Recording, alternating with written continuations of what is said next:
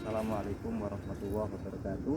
Saat ini saya lagi berada di komplek Istana Topkapi, di mana dari sinilah sejarah dunia dimulai. Istana Topkapi ini pernah menjadi penjaga agama Islam dan pengayom bagi kaum muslimin selama kurang lebih 400 tahun lamanya, yaitu sejak ditaklukkannya Konstantinopel tahun 1453 oleh Sultan Muhammad Al-Fatih hingga dipindahkannya pusat pemerintahan ke Istana Dolmabahce tahun 1856 oleh Sultan Abdul Majid. Daulah Utsmaniyah merupakan daulah Islamiyah yang besar dan berkembang menjadi negara superpower selama 3 abad, yang wilayahnya membentang di 3 benua. Perannya sebagai Dhillullah fil ardi, yakni bayang-bayang Allah di muka bumi dan tempat berlindungnya setiap pihak yang didolimi, tidak diragukan lagi. Runtuhnya peradaban Islam tentunya merugikan banyak manusia, sebab manusia telah kehilangan contoh terbaik bagaimana menjadi manusia seutuhnya, baik dalam hubungannya dengan Tuhannya, antar sesamanya, maupun alam persekitarannya. Mungkin ini ungkapan berlebihan, namun ada baiknya jika kita melihat beberapa bukti berikut. Salah satu prestasi emas Daulah Utsmaniyah adalah keberhasilannya membangun akhlak dan mentalitas bangsanya di kala itu, sebagaimana diuraikan oleh para penulis Eropa lintas zaman yang pernah berinteraksi langsung dan menjadi saksi sejarah.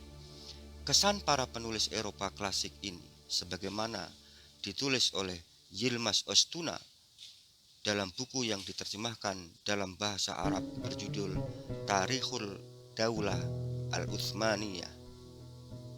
Menurut penulis klasik dari Eropa ini, masyarakat Utsmani mempunyai sifat-sifat yang menakjubkan. Di antaranya adalah sebagai berikut. Sifat cinta negara bangsa Utsmani karena dilandasi oleh pemahaman mereka tentang agama, negara, keluarga, dan kehormatan. Maka berdasarkan nilai-nilai ini, mereka akan mengorbankan apa saja untuk menjaga negara dan menyelamatkan bangsa dari kehancuran, hidup mulia atau mati syahid. Begitu semboyan yang diterapkan mereka. Masyarakat Utsmani juga dikenal sebagai masyarakat yang tekun, serius, dan sangat berhati-hati dalam memastikan bahwa segala sesuatunya telah dilakukan dengan benar, penuh pertimbangan, dan tidak setengah hati.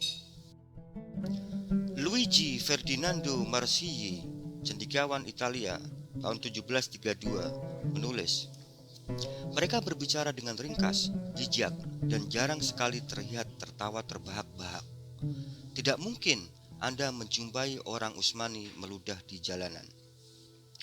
Mereka adalah bangsa yang teguh, santun, dan berakhlak, menyukai ketenangan, tidak mau mengganggu orang lain, dan tidak terlihat kerumunan masyarakat yang berdesak-desakan atau saling dorong di kota manapun di negeri Utsmani." Toen, asal Inggris, tahun 1812, mengatakan, "Mereka bangsa pemikir, memiliki kewibawaan, tidak suka teriak-teriak, tidur cepat, dan bangun untuk sholat fajar." Ubicini, sejarawan Prancis, 1855, mengatakan mereka tidak suka berbangga diri dan merasa heran melihat orang yang membanggakan dirinya. Semua masyarakat sibuk dengan pekerjaannya dan tidak mencampuri pekerjaan orang lain. Mereka juga bangsa yang teguh, sabar menghadapi kesulitan dan musibah. Ebreyer tahun 1836 menjelaskan bahwa anak-anak Turki Utsmani bermain di jalanan dengan tenang, tidak menangis, tidak mengejek temannya, dan tidak teriak-teriak. Dimitrie Cantemir, negarawan Romania, tahun 1743, mengatakan tidak mungkin menyaksikan orang yang tidak beradab di Utsmani. Di mana-mana pandangan mata kita dimanjakan oleh kelembutan dan halus budi bahasa mereka. Lady Craven, penulis Inggris, tahun 1789, mengatakan cara orang Utsmani memperlakukan wanita harus menjadi contoh bagi kita di semua tempat. Mereka tidak pernah merendahkan wanita, apalagi di jalanan. De Villamon, asal Prancis, tahun 1596, mengatakan, "Saya pernah tinggal di rumah orang Utsmani di Kervansaray selama 3 hari. Makan minum semuanya gratis.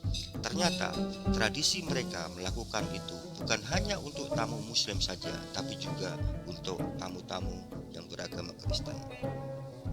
Duloir, asal Prancis, tahun 1654, mengatakan di masyarakat Turki Utsmani ada yayasan amal atau charity khusus untuk binatang.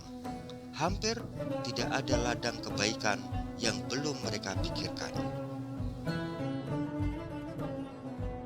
John de Thévenot, asal Prancis, tahun 1665, mengatakan, orang-orang kaya Utsmani sering bersedekah dalam jumlah yang banyak.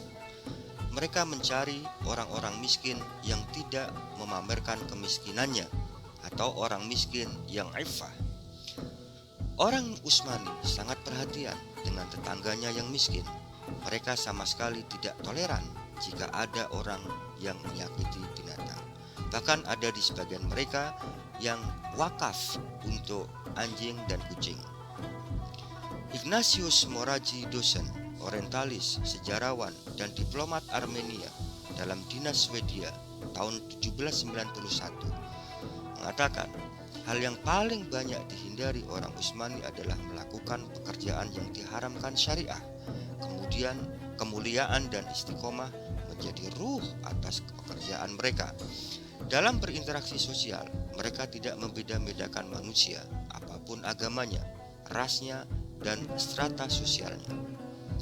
Hal yang paling ditakuti oleh orang Utsmani adalah merampas hak orang lain, ightisab hakil ghair. Halal dan haram menjadi asas pertimbangan utama dalam setiap perbuatan. Anton Laurent Castellan, asal Prancis, tahun 1811, di masyarakat Utsmani, orang yang paling miskin sekalipun menganggap mencuri adalah perbuatan yang paling hina. Lamartine, tahun 1897, menjelaskan, anak-anak Utsmani juga mempunyai akhlak yang tinggi. Ketika mereka menemukan sesuatu di jalanan, mereka langsung mencari pemiliknya. Aubry de la Moutre, seorang diplomat, kolektor, dan penjelajah Prancis, dan penulis cerita yang berkaitan dengan ekspedisinya tahun 1727, menjelaskan, Anda akan kesulitan mendapati seorang pengemis yang meminta-minta di wilayah Turki Utsmani. Inilah sekilas potret Daulah Utsmaniyah yang pernah ditakdirkan memimpin dunia sekaligus menjadi percontohan sebagai sebuah pemerintahan yang adil berdaulat. Ia adalah wujud perpaduan antara kekuatan militer dan ilmu pengetahuan yang dipandu oleh ketakwaan pada Sang Pencipta. Daulah Utsmaniyah tidak saja sukses mensejahterakan taraf hidup masyarakatnya, tapi juga berhasil menciptakan budaya kesalehan kolektif yang diaplikasikan di seluruh negerinya. Nah, apa rahasia kesuksesan Daulah Utsmaniyah? Bagaimana mereka membangun konstitusinya? Dan bagaimana mereka bisa memiliki sultan-sultan pemimpin negeri yang mengetahui rahasia peradaban dan kunci kejayaan? Semoga kita bisa berlanjut di edisi berikutnya. Biidznillah tentunya. Wassalamualaikum warahmatullahi wabarakatuh.